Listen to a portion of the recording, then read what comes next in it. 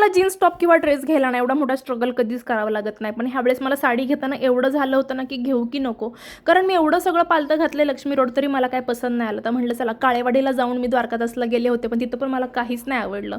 आणि घरी आल्यानंतर माझा थोडासा मूड ऑफ झाला होता की म्हटलं तर साडी घ्यायची की नाही अजून फिक्स पण नाही आहे माझं, कारण मला आवडतच नाही आहे काय, आणि माझं असं पण नाही की मला हे पाहिजे ते पाहिजे, असं काहीतरी मिळावं की जे मी कधीच वेअर नसेल केलं. माझ्या घरी सांगितले की मी साडी घेणार नाही आहे, तुम्हाला जर काही चांगलं मिळालं तर माझ्यासाठी नक्की एक एक्स्ट्रा घ्या, कारण मला वाटत नाही की मी ह्यावेळेस काही साडी घेऊ शकते. म्हणून जसं म्हटल्याप्रमाणे माझी मुंबईची बहीण म्हटली की तुला मी येताना साडी चांगली घेऊन येते, तू काही टेन्शन नको घेऊ. म्हटलं चला आता ह्या खुशीमध्ये काहीतरी घरी म्हणलं पाहिजे. असं म्हणतात की बॉईल केलेल्या गुळामध्ये जर आपण कैरीचा गर टाकला तर ते पण जास्त दिवस टिकतं, म्हणून मी असंच काहीतरी आज ट्राय केलं. खरं तर मलाही काही करता येत नाही, कारण आमच्या घरामध्ये आधी कधी बनलंच सुद्धा नव्हतं आणि मी बाहेरच खूप वेळा पिले.